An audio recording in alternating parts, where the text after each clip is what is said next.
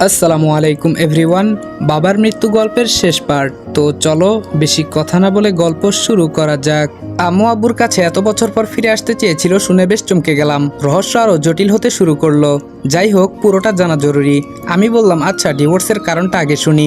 আনাস বলল তাদের ডিভোর্স হয়েছিল একটা বাচ্চা চুরির ইস্যু ধরে, তবে তার আগেও তাদের মাঝে একটা বিষয় নিয়ে ঝগড়া হতো। আমি বললাম কি বিষয়? আনাস বলল তোর আম্মু রাজনীতিতে প্রবেশ করতে চেয়েছিল, তোর আব্বু সেটা মেনে নিতে নারাজ। উনি কোনোভাবেই এটা অ্যাপ্রিসিয়েট করছিলেন না, সেটা নিয়ে প্রায়ই ঝগড়া হতো তাদের মাঝে। এক পর্যায়ে তোর আম্মু রাজনৈতিক নেশার মোহে পড়ে দুষ্টু একটা প্ল্যান বের করে, নিজের বাচ্চাকে নিজেই চুরি করে অন্য কারো কাছে বেচে দেয়, আর হসপিটাল থেকে অন্য আরেক মহিলার বাচ্চা চুরি করে। তোর আম্মু জানতো তোর আব্বু কোনোভাবেই মানবে না। এটা নিয়ে তাদের মাঝে আগের থেকে বেশি ঝগড়া হতে থাকলো। এক সময় সেটা ডিভোর্সে পরিণত হয়। তোর আম্মু চেয়েছিল সেটাই। তাদের ডিভোর্সের পর তোর আম্মুর পথের কাটা বলতে কিছুই থাকলো না, শুরু হয় তার রাজনৈতিক ক্যারিয়ার। আমি বললাম, রাজনৈতিক নেশা কত খারাপ চিন্তা করেছিস? আনাস বলল, ভালো মতো করতে পারলে রাজনীতিও খারাপ না, কিন্তু এভাবে রাজনীতিতে যোগ দেওয়া কোনো যুক্তিসঙ্গত কাজ না। আমি বললাম, আচ্ছা আম্মু আব্বুর কাছে দ্বিতীয়বার আসতে চেয়েছিল কেন, সেই ব্যাপারে কিছু উল্লেখ আছে? আনাস বলল, বেশি কিছু নেই, জাস্ট এটুকু উল্লেখ ছিল। এত বছর পর মার্জানা কি মনে করে আবার আমার ভাঙ্গার সংসারে আসতে চাচ্ছে সেটা এখনো আমার কাছে রহস্য। সকালবেলা মোবাইলের শোরুমে গেলাম, কিন্তু এই মডেলের সেটের ডিসপ্লে নাকি পাওয়া যেতে সময় লাগবে। আমার নাম্বার দিয়ে এসেছি, যদি পাওয়া যায় যেন ফোন করে। বলেছে 2-1 দিনের মধ্যে নতুন মাল আসবে। সকাল 10টার দিকে বাগানে ঘোরাঘুরি করছি।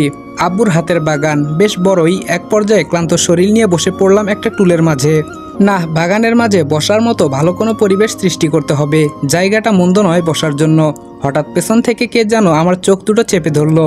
কে হতে পারে অনুমান করতে পারছি না। আমি জোর করে হাত দুটো ছাড়িয়ে নিলাম। পেছনে তাকিয়ে দেখি মেঘা একটু দূরে প্রমা দাঁড়িয়ে আছে। আমি বললাম, তুমি? মেঘা বলল, কেন, অন্য কেউ আসার কথা ছিল নাকি? আমি বললাম, তুমি আসবে সেটাও তো কথা ছিল না। মেঘা বলল, সারপ্রাইজ দিলাম। আমি বললাম, কলেজে না গিয়ে এখানে? মেঘা বলল, শুক্রবারেও কলেজ? আমি বললাম, আজকে শুক্রবার? মেঘা বলল, মনে হয়। আমি বললাম, বার কোন দিক দিয়ে আসে যায় একটুও মনে থাকে না। আচ্ছা আজকে শুক্রবার, তাহলে গতকাল আসার কি প্রয়োজন ছিল? মেঘা বলল, সকালে প্রাইভেট ছিল, আর প্রাইভেট পড়েই একদম এখানে। আমি বললাম, তোমার পিছনে গুপ্তচর দেখা যাচ্ছে। প্রমা বলল, এই আমাকে একদম গুপ্তচর বলবেন না। আমি বললাম, তাহলে জাসুস বলি? প্রমা বলল, বেশি হয়ে যাচ্ছে কিন্তু। আমি বললাম, ওয়েট, তোমার সায়েন্টিস্টকে আসতে বলি। প্রমা বলল, এই না না, আমার লজ্জা লাগে। আমি বললাম, ওরে বাবা, তাহলে ম্যাটার ক্লোজ। প্রমা বলল, না, আসতে বলেন। আমি বললাম, ভালো করে সিদ্ধান্ত নাও। প্রমা বলল, নিয়েছি। দুপুরে খাওয়া দাওয়া করে দুজন চলে গেল। আনাস কি যেন একটা কাজে আটকে গেছে, আসতে পারেনি। সময়টা বেশ বোরিং লাগছে। গালিবকে ফোন দেওয়া যাক, পরিস্থিতি কেমন একটু জানা প্রয়োজন। আমি গালিবকে ফোন দিলাম। হ্যালো। গালিব বলল, ঢাকা গিয়ে তো সব ভুলে গিয়েছিস। আমি বললাম, আরে না, ভুলবো কেন? গালিব বলল, তোর প্রতি বিশ্বাস নেই। আচ্ছা, একটা সুখবর আছে। আমি বললাম, কি? গালিব বলল, পরশুদিন ফুপি ঢাকায় যাবেন, সেদিন নাকি ফুপার মৃত্যুর 2 বছর পূর্ণ হবে। আমি বললাম, বাহ, এখন আলগা দরদি হয়েছেন, কার কাছে শুনলি? গালিব বলল, আরে এখন যে পিয়েটা আছে না, তার কাছে জেনেছি। আমি বললাম, ছোট মামির অবস্থা কেমন? গালিব বলল, ভালো না, আজকে সকালে সিঙ্গাপুরের উদ্দেশ্যে রওনা হয়েছে। আমি বললাম, তন্ময় কি করছে? গালিব বলল, সে আগের মতোই। আমি বললাম, পরশু কি তোর ফুপি একা আসবে? গালিব বলল, না, পুরো পরিবার থাকতে পারে, এখন তো নকল মেঘ আছে, সমস্যা কি? আমি বললাম, তাও কথা। গালিব বলল, সেদিন যদি কিছু না করতে পারিস তাহলে আর কখনো সময় পাবি বলে মনে হয় না। আমি বললাম, আচ্ছা পরশুদিন আসতে দে, দেখা যাক সেদিন কি করতে পারি। গালিব বলল, হুম। হ্যালো বন্ধুরা, আপনি কি বোর হচ্ছেন, কিছু মজা করতে চান? তাহলে আজ আমি 1xBet নামের একটি অ্যাপ সম্পর্কে কথা বলতে চাই, যেটি সবচেয়ে বিশ্বস্ত বুকমেকার। এখানে মজা করার পাশাপাশি রয়েছে পুরস্কার জেতার সম্ভাবনা। এখানে সমস্ত লাইভ ম্যাচের ফলাফল এবং ম্যাচটি লাইভ দেখতে পারবেন। আপনি স্কোরের ভবিষ্যৎবাণী করে বাজি ধরতে পারেন, যেমন কোন দল জিতবে, কত রান করবে ইত্যাদি। এবং BMW গাড়ি, আইফোন, ল্যাপটপ আরো অনেক কিছু পুরস্কার জেতার সুযোগ রয়েছে। আর হ্যাঁ, বিখ্যাত PSG ও সিরিয়া এখানের স্পন্সর, তাই অবিশ্বাসের কোনো কথাই আসে না। এখানে ক্রাশ ও নতুন চিকেন রোড গেম সহ আরো বিভিন্ন ধরনের গেম রয়েছে, যেগুলো খেলে রয়েছে সহজেই টাকা জেতার সম্ভাবনা। আর রেজিস্ট্রেশন করার সময় আমার প্রচার কোড অনফায়ার ব্যবহার করে প্রথমবার জমাতে পান 12,000 টাকা পর্যন্ত ও ফ্রি স্পিন। আপনি সহজেই পেটিএম, ব্যাংক, বিকাশ, নগদ, রকেট এবং অন্যান্য সহজ পদ্ধতির মাধ্যমে আপনার জেতা টাকা তুলতে পারবেন। তাহলে আর দেরি কিসের? পিন কমেন্টের লিঙ্ক থেকে অথবা গুগলে 1xBet সার্চ করে আমার দেওয়া প্রোমো কোড অনফায়ার ব্যবহার করে রেজিস্ট্রেশন করুন এবং বোনাস পান। মোবাইলের ডিসপ্লে পাওয়া গেল। এখন একজন দক্ষ মেকানিকের কাছে দিয়ে এসেছি। অনেক পুরনো মোবাইল, আবার অনেক অংশ ভেঙে যাওয়ার ফলে একটু সময় লাগবে। এইদিকে আগামী দিন আম্মু সপরিবারে আসবে এখানে কবর জিয়ারত করতে। তখন যেভাবেই হোক আমাকে সব তথ্য সংগ্রহ করতে হবে। আইডিয়া, এই বুদ্ধিটাই কাজে লাগাতে হবে। আনাস আর আমি এখন থানায় আছি। ওসি সাহেব আনাসের পূর্ব পরিচিত, বেশ খাতির আছে তার সাথে। আমার সাথে ঘটে যাওয়া সব কিছু বললাম। তিনি আমাদের সাহায্য করবে বলে আশ্বাস দিলেন। গালিব আর তন্ময়ের সাথে আগে থেকে পরিকল্পনার কথা আলোচনা করা হয়েছে, যেন পরিস্থিতির সময় তারা বিচলিত না হয়। পরের দিন যেহেতু অন্য থানার এমপি সাহেবা এসেছেন, তার সঙ্গে পুলিশ তো থাকবেই। একটু পর গালিব মেসেজ দিল, তোরা কোথায়? আমরা এখন তোদের বাড়িতে আছি, একটু পর চলে যেতে পারি। আমি বললাম, আমরা এসে গেছি, চিন্তা করিস না। র্যাবের 4টা গাড়ি পুরো বাড়ি ঘিরে ফেললো। আমি, আনাস আর র্যাবের একজন সিনিয়র অফিসার নেতৃত্ব দিচ্ছি মিশনের। যদিও আমরা দুজন ছদ্মবেশে। সবাই আস্তে আস্তে বাড়িতে ঢুকলাম। সেখানে অবস্থানরত সবাইকে চারদিক দিয়ে ঘিরে ফেললাম। যেহেতু এখানে অপারেশনের র্যাব, সেহেতু পুলিশের 4 আনা মূল্য। তবুও তারা দায়িত্বের খাতিরে জিজ্ঞেস করলেন, স্যার কি হচ্ছে সব? আমি বললাম, দুজনের নামে ক্রাশ ফায়ারের নির্দেশ আছে। পুলিশ বলল, স্যার আমাদের কাছে তো এমন কোনো ইনফরমেশন নেই। আমি বললাম, আপনাদের কাছে নেই দেখে যে আমাদের কাছে নেই তা কোনো কথা নয়। এই দেখুন ক্রাশ ফায়ারের হুকুমনামা। এবার আম্মু বলল, কিসের জন্য ক্রাশ ফায়ার এবং কাকে? এবার আসল অফিসার বলল, আপনার ছেলে এবং আপনার বড় ভাইকে। আম্মু বলল, হোয়াট, কিসের জন্য? অফিসার বলল, ওরা 3টে মার্ডার কেসের আসামি, আপনিও জড়িত আছেন, অ্যারেস্ট হিম। আম্মু মোবাইল বের করে কাকে যেন ফোন দেওয়ার প্রস্তুতি নিচ্ছে, তার আগেই আমি মোবাইলটা ছো মেরে নিয়ে নিলাম। আমি বললাম, আগে মিশন শেষ হোক, তারপর যেখানে মন চায় সেখানে ফোন করবেন। আম্মু বলল, কিন্তু কিসের খুন? আমি বললাম, 2 বছর আগে আপনি, আপনার বড় ভাই এবং আপনার ছেলে মিলে আপনার আগের স্বামীকে খুন করেছেন। এই ঘটনাটি আপনার পিএসরা দেখে ফেলাতে তাদের আপনি প্রথমে চাকরি থেকে বহিষ্কার করেন, পরে খুন করেছেন। আম্মু বলল, হোয়াট? আমি বললাম, এই সময় নেই, তাড়াতাড়ি মিশন শেষ করুন, আমাদের রিপোর্ট জমা দিতে হবে সন্ধ্যার আগে। বড় মামা বলল, গালিব, এটা তো মিরাজ, তোর ফ্রেন্ড। গালিব বলল, না জেঠু, সে আমার ফ্রেন্ড না, সে র্যাব। সেদিন সে আমার মাথায় পিস্তল ঠুকিয়ে আমাকে বলেছিল সবার সামনে অভিনয় করতে। আনাস বলল, এসব হিসাব নিকাশ পরে হবে, আপনার ছেলেকে 2 বছর যাবৎ খুঁজতেছি, আজকে পেলাম। আম্মু বলল, আমার ছেলের গায়ে একটুও টাচ করবেন না, সে নির্দোষ। আনাস বলল, আমাদের কাছে ইনফরমেশন আছে, অফিসার 3 জনকে নিয়ে চলুন। আম্মু, তন্ময় আর বড় মামাকে গাড়িতে উঠালাম। আম্মু কোনো কথা না বলে চুপচাপ গাড়িতে বসে আছে। গালিবকে রেখে এসেছি মুন্নিকে ফলো করার জন্য। র্যাবের বিষয়টি বোধ হয় আপনাদের মাথায় আসছে না, তাহলে চলুন ক্লিয়ার করি। পুলিশ দিয়ে এই পরিকল্পনাটি করানো যেত না, তাই থানার ওসি সাহেব র্যাবকে অবগত করে।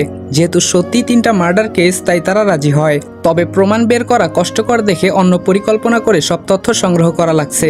প্রাথমিক কাজ শেষ। যেহেতু এমপি সাহেবা, তাই বিষয়টি ইতোমধ্যে সারা দেশে ছড়িয়ে পড়েছে। অনেকে বিষয়টির পক্ষে গেছে, আবার অনেকে বিপক্ষে। যেহেতু র্যাবের সিনিয়র অফিসার সাথে আছেন, তাই কোনো চিন্তা নেই। একটা পরিত্যক্ত বিল্ডিং এর ভিতর তাদের নেওয়া হলো। ভিতরে ঢুকে মনে হলো এটাকে এই বাহিনী অনেকবার ব্যবহার করেছে, তাদের মিশনে এটা ব্যবহার করে হয়তো। আমি অফিসারকে পার্সোনালি ডেকে বললাম, স্যার আদালত থেকে তো কোনো নির্দেশ নেইনি, এখন কি হবে? অফিসার বলল, সমস্যা নেই, জর্জ সাহেবের সাথে কথা হয়েছে, তিনি বলেছেন প্রাথমিক অবস্থায় সন্দেহভাজন আটক করা যেতে পারে, সমস্যা নেই। চূড়ান্ত কিছু করার জন্য আদালতের নির্দেশের জন্য অপেক্ষা করতে বলা হয়েছে। আমি বললাম, স্যার আমার বেশি কিছু লাগবে না, শুধু সত্যি তথ্যগুলো বের করবেন আর আসল আসামিকে শাস্তি দিবেন, সেটা আমি চাই। অফিসার বলল, সমস্যা নেই, তোমার ঘটনাটি ইতোমধ্যে সারা দেশে ভাইরাল, সাধারণ জনতা এটিকে সাপোর্ট করছে। তবে রাজনৈতিক নেতারা একটু থমকে গেছে, সাধারণ মানুষের চাপে কিছু বলার সাহস পাচ্ছে না। আমি বললাম, স্যার আপনারা যে আমার জন্য এতটুকু করবেন আমি ভাবিনি। অফিসার বলল, আরে কি সব বলছেন, এটা আমাদের দায়িত্ব ছিল, আরও আগেই বিষয়টি খতিয়ে দেখা উচিত ছিল। শুধু আপনার বাবা নন, আরও 2টা পরিবার ভুক্তভোগী। আমরা ওদের পরিবারের ঠিকানা সংগ্রহ করেছি, 2 ঘন্টার ভিতরে সঠিক তথ্য আসবে। সোশ্যাল মিডিয়াগুলোতে তোলপাড় শুরু হয়ে গেছে। আমুর থানার লোকজন ইতোমধ্যে মানববন্ধন শুরু করেছে। তবে বাকি অঞ্চলের মানুষের মুখে ভিন্ন কথা। তারা মনে করছে পাপ তো পাপই, সে যেই হোক শাস্তির যোগ্য। আদালত থেকে জরুরিভাবে নির্দেশ আসলো মামলাটি অতি দ্রুত শেষ করার জন্য, সেটির অপেক্ষায় ছিলাম। তন্ময়ের কপাল বরাবর পিস্তল ধরলাম, শেষ ইচ্ছা আছে কোনো? তন্ময় বলল, আছে। আমি বললাম, কি? তন্ময় বলল, আমার আম্মুকে ছেড়ে দিন, উনি নির্দোষ। আমি বললাম, তাহলে স্বীকার করছো তুমি 3টে খুন করেছো? তন্ময় বলল, হুম। আম্মু চেঁচিয়ে বলল, অফিসার ও মিথ্যে বলছে, ও খুন করেনি, আমার ভাই আর ছেলেকে ছেড়ে দিন। আমি বললাম, তাহলে আপনি করেছেন খুন? আম্মু বলল, পুরো কাহিনীটা শুনুন, তারপর আপনারা যদি মনে করেন আমি দোষী তাহলে শাস্তি আমাকে দিবেন, আমার সন্তানের গায়ে একটু স্পর্শ করবেন না। আমি বললাম, সময় কম, যা বলার শর্টকাট করে বলুন। আম্মু বলল, আমি আমার হাজবেন্ডের সাথে ডিভোর্স নিয়েছি, তার মানে এটা নয় যে আমি তাকে ভালোবাসতাম না। আমাদের মাঝে ছিল প্রচণ্ড মিল। আজও আমি তাকে সেই নববিবাহের সময়ের মতো দেখি। মানুষের মনে কত রকম বাসনা মাঝে মাঝে সৃষ্টি হয়। আমার মনেও একদিন বাসনা জাগে আমি রাজনীতিবিদ হব। আমার পড়াশোনাও ছিল, কিন্তু মেঘের আব্বু কোনোভাবেই মেনে নিচ্ছিল না। এটা নিয়ে দুজনের মাঝে প্রায় ঝগড়া হতো। এক সময় আমার দ্বিতীয় সন্তান আসে পৃথিবীতে। আমি উপায়ান্তর না দেখে মনে মনে একটু কঠিন সিদ্ধান্ত নেই। রাজনৈতিক নেশা যে মানুষকে এতটা মাতাল করে সেটা ধারণা ছিল না। আমি আমার সন্তানকে এক বন্ধা প্রবাসীর কাছে দিয়ে দেই। সবাই মনে করে আমার বাচ্চা চুরি হয়েছে। তারপর হসপিটাল থেকে অন্য আরেকটা বাচ্চা চুরি করি। মেঘের আব্বু বিষয়টি মানতে নারাজ। তার কথা, আমার বাচ্চা চুরি হয়েছে হয়তো, আমাদের কপালে সে ছিল না, তাই বলে অন্য মায়ের কোল খালি করবো কেন? এটা নিয়ে শুরু হয় দুজনের মাঝে ঝগড়া। এক পর্যায়ে নিজেই বলি আমাদের ডিভোর্স চাই। মেঘের আব্বু সেটাতেও রাজি নন। সে আমাকে অনেক বুঝিয়েছে। রাজনীতিতে যোগদান করতেও সে অনুমোদন দিয়েছে। তখন ভাবলাম এক সময় না এক সময় সে মত উল্টাবেই। নিজের মতো করে নিজের জীবন গঠন করি, সেটাই বেটার। চুরি করা বাচ্চাটার ডিভোর্স পেপার নিয়ে চলে আসলাম বাবার বাড়িতে। সবাই জানতো আমাদের দাম্পত্য জীবন সুখী নয়, তাই আমার বাবার বাড়ির কেউ কিছু বলেনি। তখন নিজের মতো করে চলতে শুরু করলাম নিজের জীবনের তৃতীয় অধ্যায়। আমরা সবাই একপাশে দাঁড়িয়ে শুনে যাচ্ছি কি বলছে। অফিসার দীর্ঘ নিঃশ্বাস ছেড়ে বললেন, মেঘের আব্বুকে খুন করেছিলেন কেন? আম্মু বলল, আমাদের সন্তানের কসম, আমি মেঘের আব্বুকে কিছু করিনি। অফিসার বলল, কে করেছে? আম্মু বলল, সেটাও জানি না। অফিসার বলল, দেখুন, আপনি এখন রানিং মাননীয় সংসদ সদস্য। আপনার প্রতি শ্রদ্ধা রেখেই বলছি, সব সত্যি প্রকাশ করুন। আম্মু বলল, সত্যি বলছি, আমি কিছু জানি না। আমার সন্তান অনেক বছর পর বিদেশ থেকে ফিরেছে, সে এসবের কিছু জানে না। আর আমার ভাই, সে কেন এমন করবে? তার তো কোনো প্রশ্নই উঠে না। অফিসার বলল, মানছি আপনার কথা। তাহলে এতগুলো বছর পর কেন আপনি আসাদুজ্জামান সাহেবের বাড়ি পরপর বেশ কয়েকবার এসেছিলেন? এবং যেদিন আসাদুজ্জামান সাহেবের মৃত্যু হয় সেদিন সকালেও মানুষজন আপনাকে ওই বাড়ির আশেপাশে দেখেছে। এর কোনো উত্তর আছে কি আপনার কাছে? খুনের ঠিক 2 দিন পর আপনার সিকিউরিটি এবং পার্সোনাল অ্যাসিস্ট্যান্টকে কাছ থেকে বহিষ্কার করেন। তার পরের দিন মহিলাটি মারা যায় এবং পরে পুরুষটিও মারা যায়। বলুন, এই প্রশ্নগুলোর উত্তর কি? আম্মু কিছু বলার আগেই অফিসারের ফোন আসে। গুরুত্বপূর্ণ ফোন দেখে মোবাইল নিয়ে বাইরে চলে যায়। আমি আর আনাসও একটু আড়ালে চলে গেলাম। আনাস বলল, আমার কি মনে হচ্ছে জানিস? আমি বললাম, কি মনে হয়? আনাস বলল, তোর আম্মু নির্দোষ। আমি বললাম, তাই মনে হচ্ছে, এখানে তৃতীয় পক্ষ আছে। আনাস বলল, তারপরেও কিভাবে বলবি? উনি রাজনীতি করে, যে কোনোভাবে সবাইকে বোকা বানানোর চেষ্টা করবে। আমি বললাম, কি জানি, তবে তার মুখোশ আমি উন্মুক্ত করবই। আনাস বলল, সোশ্যাল মিডিয়াতে যা চলছে ঘটনাটি নিয়ে মনে হচ্ছে তোর আম্মুর রাজনৈতিক ক্যারিয়ার শেষ। আমি বললাম, আমি চেয়েছিলাম এটাই, যে রাজনৈতিক ক্যারিয়ারের কারণে সুন্দর একটা সংসার সে টুকরো টুকরো করে ভেঙেছে, সে রাজনৈতিক ক্যারিয়ারও আজ চূর্ণ বিচূর্ণ করে ভাঙছে। সবে মাত্র শুরু, আরও শাস্তি বাকি আছে। সে যদি দোষী নাও হয় তবুও তাকে শাস্তি পেতে হবে। লামিয়াকে সে মাতৃ অধিকার থেকে বঞ্চিত করে মেয়েটাকে অনেক কষ্ট দিয়েছে, একটা মায়ের বুক খালি করেছে।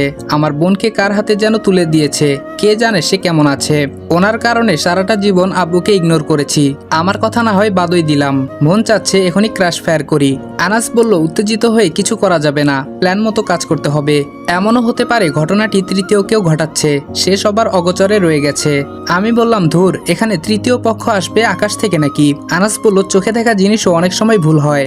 গাজীপুর মহাসড়কের একটা পাবলিক বাস থেকে মুন্নি আর তার হাজবেন্ডকে আটক করেছে র্যাব। কেননা মহিলাটির মোবাইলের গুগল ড্রাইভে যে ভিডিওটি ছিল তা মুন্নি আর তার হাজবেন্ডের। 5 জনকে একসঙ্গে জিজ্ঞাসাবাদ করা হবে এখন। আমি আর আনাস সাইডে দাঁড়িয়ে আছি, অফিসারের উপর দায়িত্বটি ছেড়ে দিয়েছি। ভিডিওটি একটা ল্যাপটপে তাদের সামনে ওপেন করা হয়। দুজনেই হন্তদন্ত করে আমাদের বাড়ি থেকে বের হচ্ছিল আর ঘন ঘন আশেপাশে তাকাচ্ছিল। এক পর্যায়ে তাদের দৃষ্টি ক্যামেরা বরাবর হয়, সেখানেই ভিডিওর সমাপ্তি। অফিসার মুন্নির দিকে এগিয়ে গিয়ে বলে, ওই বাড়িতে তুমি গিয়েছিলে কেন? মুন্নি বলল, ফুপি নিয়ে গিয়েছিল।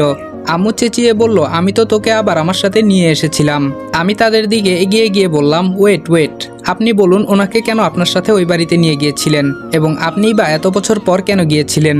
আম্মু এবার বিষণ্ণ মনে বলল, এতগুলো বছর পর নিজের মনে অনুতপ্ত জাগে। আমার মনে হচ্ছিল আমি পৃথিবীর সব থেকে বড় ভুল করেছি। যদিও মেঘের জন্য সবসময় মন খারাপ থাকতো। আমার ভুলের জন্য মেঘ ছোটবেলা থেকেই কারো ভালোবাসা আদর স্নেহ পায়নি। রাজনৈতিক নেশায় আমি তখন সেগুলো দেখার সময় পাইনি। আমি অন্ধ হয়েছিলাম। আমার মনে অনুশোচনা আসতে আসতেই সময় পেরিয়ে যায়। মেঘ কোথায় যেন চলে যায়। ওর বাবাও আমাকে কোনোদিন ওর ঠিকানা দেয়নি। আমি প্রায় 10 বার মেঘের আব্বুর কাছে আমার ভুলের ক্ষমা চাইতে গিয়েছিলাম, কিন্তু তিনি তার সিদ্ধান্তে অনড় ছিলেন। প্রতিবার আমাকে ফিরিয়ে দিয়েছিলেন, তবুও বেহায়া হয়ে যেতাম। শেষবার যখন ঢাকায় আসি তখন আমার সঙ্গে পিএ আর পিএস ছিল, সাথে মুন্নিও ছিল। সেদিন মেঘের আব্বু রাজি হয় আমাকে আবার মেনে নিবে। আমি সেদিন কতটা খুশি হয়েছিলাম বলে বোঝাতে পারবো না। মুন্নিকে সাথে নিয়ে খুলনার উদ্দেশ্যে রওনা হই। ইচ্ছে ছিল রাজনীতি সব ছেড়ে দিব, আগের মতো হয়ে যাব। পথিমধ্যে মুন্নি বলে সে নাকি তার হাজবেন্ডের সাথে দেখা করবে আর কিছুদিন থাকবে ঢাকায়। আমিও নিষেধ করিনি। মুন্নিকে নামিয়ে দিয়ে আমি চলে আসলাম খুলনায়। বিকেলের দিকে খবর আসে আসাদুজ্জামান আর নেই। কথাটা বলতে গিয়ে আম্মু অঝরে কেঁদে ফেলে। তখন আর যেতে পারিনি, তার আগেই মাটি দিয়ে দেয়। আমি বললাম আপনার কাছে পরে আসছি। মুন্নি ম্যাডাম, আপনি বলেন হাজবেন্ড সহ কেন ওই বাড়িতে গিয়েছিলেন? মুন্নি বলল এমনি ফুপাকে দেখতে। আমি আনাসকে ইশারা করলাম জিনিসটা নিয়ে আসার জন্য। একটু পর আনাস একটা জাতা নিয়ে আসলো। আমি মুন্নির হাতের একটা আঙ্গুল জাতাতে রেখে চাপ দিব ভাব। আমি বললাম সত্যি কথা বল, না হয় কিন্তু তোর সামনে তোর হাজবেন্ড আর তোর বাবাকে ক্রস ফায়ার করব। মুন্নি বলল আমি কিছু জানি না। এবার হালকা চাপ দিলাম, আঙ্গুলের একটু অংশ কেটে গেছে। মুন্নি বলল বলছি। আমি বললাম তাড়াতাড়ি বল, সময় নেই। মুন্নি বলল ফুপির বিশাল সম্পত্তির উপর আমার বড় নেশা ছিল। ফুপির তেমন কেউ ছিল না সম্পত্তির ভাগ নেওয়ার জন্য, তাই অনেক বছর নিশ্চিন্ত ছিলাম। হঠাৎ লক্ষ্য করলাম ফুপু আবার ঢাকায় যাওয়া আসা শুরু করেছে। আমাকে নিয়েও বেশ কয়েকবার গিয়েছে। আমার মনে ভয় ছিল ফুপা আবার কখন ফুপুর এমন প্রস্তাবে হ্যাঁ বলে বসে। উনি হ্যাঁ বললেই ফুপুর সব সম্পত্তি হাতছাড়া হয়ে যেত। তখন ফুপাও ভাগ বসাতো, সাথে মেঘও আসতো। লাস্ট যেদিন আমাকে নিয়ে ফুপি ঢাকায় যায় সেদিনের ঘটনা। ফুপা আর ফুপির কথা আমি বরাবরের ন্যায় সেদিনও আড়াল থেকে শুনেছি। ফুপা রাজি হয় ফুপিকে আবার স্ত্রী হিসেবে মেনে নিতে। নতুন বিয়ের ডেটও ফিক্সড হয়। আমি সেদিন বুদ্ধি করি ফুপাকে মেরে ফেলবো। ওনার বাড়ির কাজের লোকটাও সেদিন ছুটিতে ছিল। এটাই ছিল মোক্ষম সুযোগ। আমি আমার হাজবেন্ডকে নিয়ে আবার ফুপার বাড়িতে আসি। ফুপা বিছানায় শুয়েছিলেন। দুজন মিলে মুখে বালিশ চেপে ফুপাকে মেরে ফেলি। ফুপা রোগাক্রান্ত লোক ছিলেন, তাই দুজনের শক্তির কাছে পেরে ওঠেনি। বাড়ির বাহির হয়ে দেখলাম ফুপির পিয়ে মহিলাটি ভিডিও করছে। সে এখানে আসলো কি করে মাথায় আসেনি। আম্মু বলল ও হ্যাঁ, মুনি নেমে যাওয়ার একটু পরই পিয়ে বলে আমার ঢাকায় কাজ আছে, আমি সন্ধ্যায় পৌঁছে যাব। তখন মন ভালো ছিল না, তাই না করিনি। আমি বললাম মুন্নি বেগম আপনি বলেন তারপর কি করেছেন। মুন্নি বলল সেখানে ঝামেলা না বাদিয়ে মহিলাটিকে বিশাল অঙ্কের টাকার লোভ দেখাই। সে বিষয়টি গোপন রাখেনি। সে আবার ফুপির পিএস এর কাছে বলে দেয়। দুজন মিলে আরো বেশি টাকা দাবি করে। তখন মনে মনে আরেকটা দুষ্টু বুদ্ধি বের করলাম। দুজনকে একটা নির্দিষ্ট জায়গায় থাকতে বলি, একটা রুমের ভিতর আর কি। আমি তাদের বলেছি আমি টাকা নিয়ে আসতেছি। দুজন আমার কথা মতো পরিত্যক্ত একটা রুমে বসেছিল। আমি বাহির থেকে দরজা লক করে দিয়ে শুধু ফুপিকে ডেকে আনলাম। সবাইকে জানানো যাবে না। দরজা খুলে দুজনকেই এক রুমে দেখা গেল। ফুপি সেদিন দুজনকে চাকরি থেকে বের করে দেয়। যেহেতু মান সম্মানের ব্যাপার, তাই কারো কাছে প্রকাশ করতে নিষেধ করি। তারপরেও মহিলাটিকে মিথ্যা আশ্বাস দিলাম যে টাকা দিব।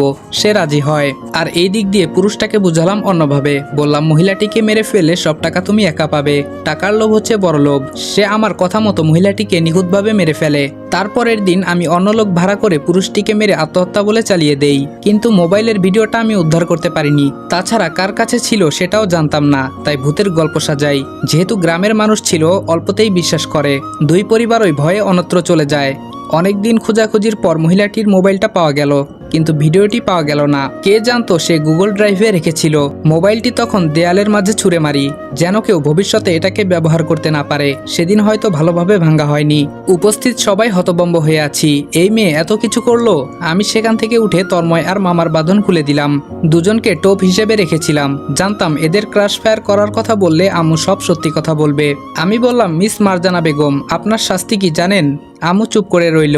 আমি বললাম বাচ্চা চুরির অপরাধে তো জেলে যাবেন, তার থেকেও বড় শাস্তি হবে নিজের সন্তানকে আপনি এত কাছে পেয়েও স্পর্শ করতে পারবেন না। ও আপনার সন্তান নয়, সে হচ্ছে আপনার চুরি করা সন্তানের ভাই। আমি ছিলাম সেই হতভাগা যার মা তাকে আজও চিনতে পারেনি। আম্মু চোখ বড় বড় করে তাকিয়ে আছে আমার দিকে। আমি বললাম আর তাকিয়ে থেকে লাভ নেই, আপনার শাস্তি এটাই। বাবা আপনাকে ক্ষমা করলেও আমি কোনোদিন করব না। র্যাবের একজন সদস্যের সাথে একটা তরুণ মেয়ে প্রবেশ করলো। ওর চেহারা আমার চেহারার মতোই। আমি অনেকটা আটকে উঠলাম। আমার বোন তরি নয় তো? আমি কিছু বলার আগেই মেয়েটি আমার পাশে এসে বলল, ভাইয়া এই মহিলাটির শাস্তি আমি নিজ হাতে দিব। ওনাকে সারা জীবন সন্তানহীন থাকতে হবে। আমি বললাম তুই তরি?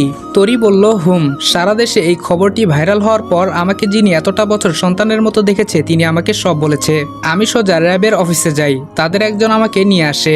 আমি বললাম তোর শাস্তির উপরে আর কোনো শাস্তি হতে পারে না। অফিসার কি বলে যে আপনাকে ধন্যবাদ দিব? প্লিজ ওনাদের সামনে থেকে নিয়ে যান। আর আমি আমার বাবার খুনের দৃষ্টান্তমূলক শাস্তির দাবি করছি। অফিসার বলল শাস্তি আপনার সামনেই হবে।